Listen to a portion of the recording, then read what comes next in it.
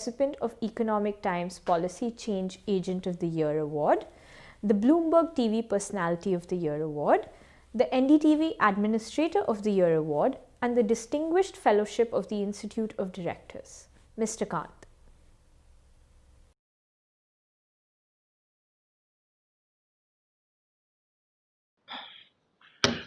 Good afternoon, ladies and gentlemen. It is my pleasure to be addressing the Carnegie India Virtual Summit. There is a digital revolution that has completely transformed financial inclusion in India. With close to 700 million connections, India is the largest consumer of broadband in the world. There are about 696 million plus Indians using smartphones now. India is the world's highest data usage per smartphone at an average of 9.8 GB per month, and the number is set to nearly double by 2024. Not to forget availability of mobile data at the cheapest cost. We are the largest consumer of data in the world, and our data costs are the lowest. Almost 1/20th the cost of data compared to USA and 1/10th the cost of data compared to United Kingdom. We are also the only country in the world with over 1 billion plus biometrics, 1 billion plus mobiles, and almost 1 billion bank accounts, what we term as the Jam Trinity. The trio of Jan Dhan bank accounts, Aadhaar and mobile phones combined to form the Jam Trinity, the bedrock of financial inclusion in India. As on date, there are about 1.27 billion Aadhaar accounts that have been generated and used to carry out 48.9 billion authentications. The PM Jan Dhan Yojana has completely changed the financial inclusion story, with more than 80% of Indians banked by 2018. The average account balance has now risen to 3,400. Together, JAM has given a great boost to digital transactions. It has radically enhanced financial inclusion through access to bank accounts, and has been very effective means of service delivery as more and more government schemes are onboarded to the direct benefit transfer. Let us now talk about boosting digital payments. The Unified Payments Interface platform has also witnessed huge growth over a relatively short period of time. The platform has tremendously scaled. UPI crossed the 2 billion transaction mark in October 2020. UPI volume has grown 80% from 1.414 billion transactions in October 2019 to 2.07 billion transactions last month. The transaction value has jumped 101% from rupees 1.91 lakh crores to rupees 3.8 lakh crore. In the 4 years of its existence, it has doubled the number of transactions that American Express has globally, something which took about 4 decades. It is also expected that in the next 3 to 4 years, UPI is expected to overtake Visa and MasterCard as well.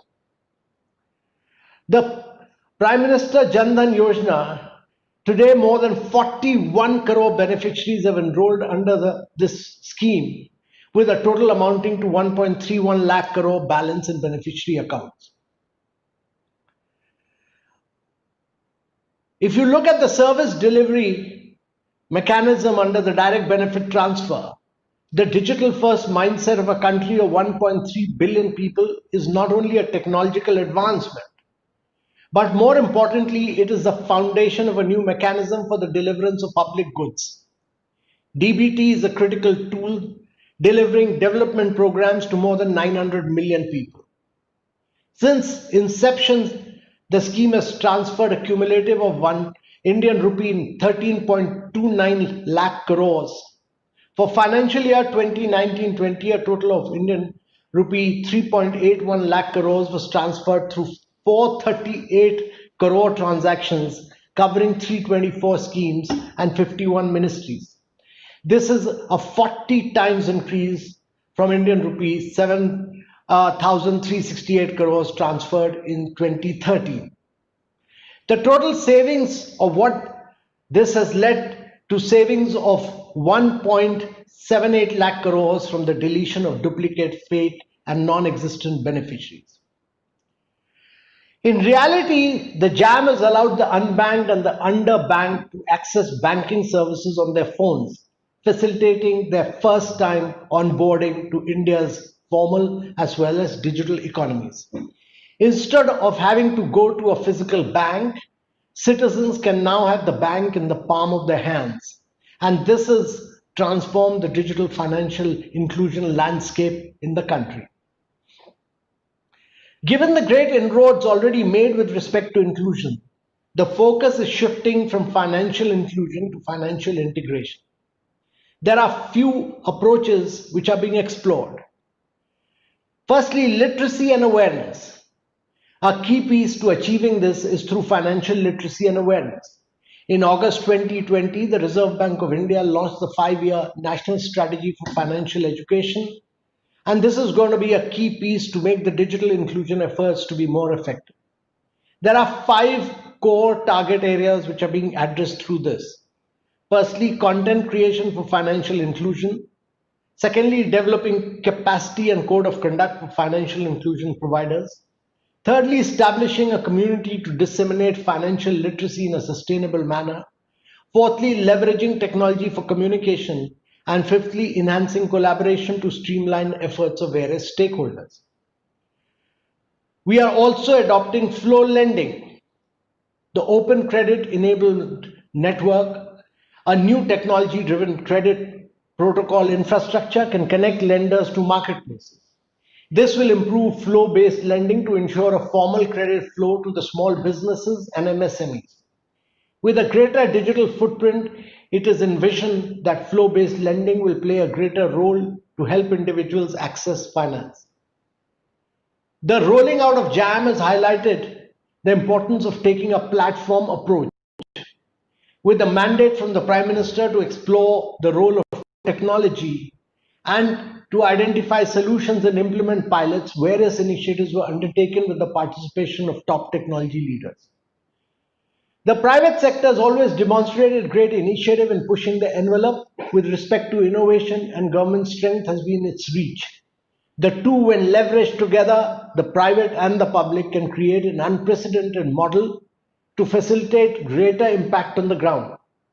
The pandemic facilitated innovative models of collaboration to be explored, birthing the technology commons approach. Two of the initiatives relevant from the financial inclusion perspective, namely Kashi, a low-risk lending product for lower middle class that leverages direct benefit transfer income for underwriting. And secondly, KYC Setu, an instant, cost-effective and completely digital solution to enable KYC using UPI as an interoperable infrastructure layer. There is significant opportunity for other countries to learn from India's approach to the digital economy. There are some ready areas for collaboration. Firstly, India's UPI platform is now on a global radar and has been well received. Google, in its letter last year to the US Federal Reserve, detailed the successful implementation of UPI in India and has recommended the Federal Reserve System of the United States of America to take inspiration from India. There is a tremendous opportunity for us to make UPI a global and scalable architecture for digital payments that could be used across the world.